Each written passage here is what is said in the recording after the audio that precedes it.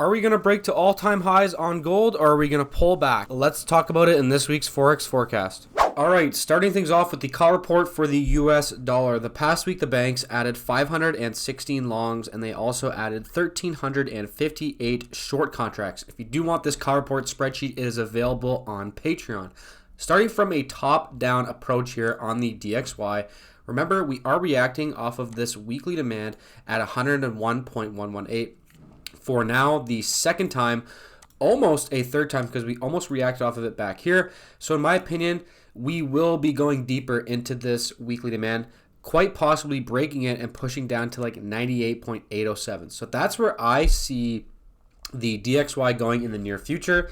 Now, that does not mean we're just going to shoot straight down to there, because as I'm going to show you guys, there are some higher time frame other areas of demand that are currently in play. And actually, as I look at this daily demand zone has just recently been wicked through, and it has left us with this supply zone right here. And not only that, we also have a daily downtrend now on the DXY. So why not draw this trend line for you guys as I record this video? So in my opinion, the DXY has done something extremely significant, which is break the low that was located around 100.85, and it left us with new daily supply right here. And we could certainly see a move off of that daily supply. So who knows, we could see the dollar rally for a few days to daily supply at 102.20 and then fall back down.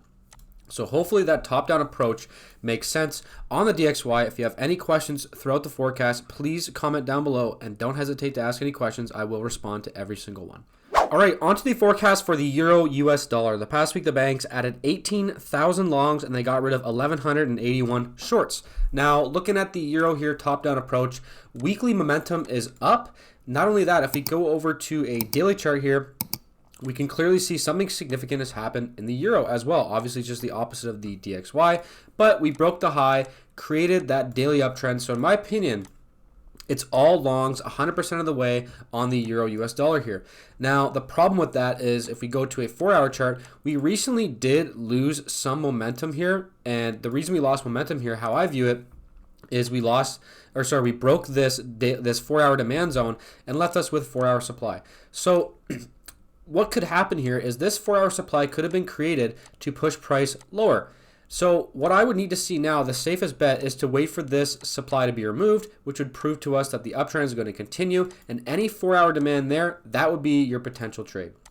So at the end of the day, whatever strategy you trade, whether you trade supply and demand, support resistance, chart patterns, SMC, whatever, we have basically a 4-hour uptrend, 1-hour uptrend, daily uptrend, so it's longs all the way. So however you like to trade, in my opinion, it's got to be longs to trade with the trend on the euro US dollar. All right, on to the forecast for gold. And before we get into it here, just want to point out this 4-hour demand zone trade that I pointed out in the members daily breakdown video. What a trade there. And if you do want access to my members daily breakdown video, check it out. Here are all the options for the memberships for the YouTube Patreon membership. I also just created a lifetime access option as well if you don't want to have that monthly payment. So check it out. Links in the description down below. I would be happy to see everybody join the team to level up their trading. So as far as the gold goes now, actually, let's look at the call reports. First, the banks got rid of 6,000 longs, and they also got rid of 3,528 shorts. So we already had the trade off the 4-hour demand that I pointed out, but clearly we reacted off of 4-hour supply and we're pushing it back down. So that's an indication of weakness to me. Obviously, getting a pullback is fine, but when we're getting a pullback to tested demand, it shows to me that we could actually push lower here on gold. So I am kind of expecting maybe even a deeper pullback. The problem with that is that even one time frame higher, which is the daily chart, we have a daily demand here, yes, but it is tested. So what I think we could be seeing play out is gold could pull back to 1870. So we could actually see gold for maybe a month or so actually be red and slowly pull back to 1870 and then maybe go up from there. So I am kind of expecting maybe some pullback here on gold. As far as trading it goes, I'm really not seeing anything, to be quite honest with you guys. The trade already happened and I pointed that out for the members. So like I said, links in the description are for the membership. And as far as gold goes now, I would just be patient and wait for a change of direction for shorts and wait for the trend to continue for longs. All right, looking at the USD Japanese yen, the past week the banks added 581 longs and they also added 410 shorts. Now the USDJPY certainly is looking strong. I am certainly bearish. It's not quite behaving like the DXY itself, so I am a little bit confused in this one. We do have 4-hour demand and control. Just sideways though on a lot of the charts. Even this 4-hour uptrend is it's a pretty sideways uptrend, so really not a great time to be trading USD Japanese yen, to be quite honest. But at the end of the day, I do expect price to pull back to daily demand at about 129.144. I think that's where we could be going in the medium term, I guess. As far as trading it goes now, really the only zones I'm seeing as far as what you could maybe use for day trades, we have this 1-hour demand zone at 133.139. We could see a move off of it. 5-minute confirmation would certainly be the best thing to look for coming off of that 1-hour demand zone. If you don't know what confirmation trading is, I have a tips playlist here on YouTube, and I also have private video lessons in the membership. And as far as let's say if this zone breaks, we have a fresh demand zone down here at 131.704. We could see a move off of that, but I can't stress this enough. These zones are very low odds. Low odds in the sense of there's no reason, there's no trend, it's just going sideways, so it's really low odds. That's why I'm saying 5-minute day trading confirmation could be okay in these zones. It's always possible to get little 2-to-1, little 1-to-1 trades off of these zones, so that's why I like to point them out for you guys sometimes. All right, on to the GBPUSD. The past week the banks added about 8,000 longs and they got rid of 3,800 shorts. Now looking very, very similar to the euro US dollar here. The GBP USD is certainly looking decently strong. We actually right now we have lost the upward momentum on the 4-hour chart. We are now left with a 4-hour supply zone. But at the end of the day, weekly momentum is up, daily momentum and trend is up. Yes, we are getting the pullback, but we could be using this pullback to actually potentially look for long trades.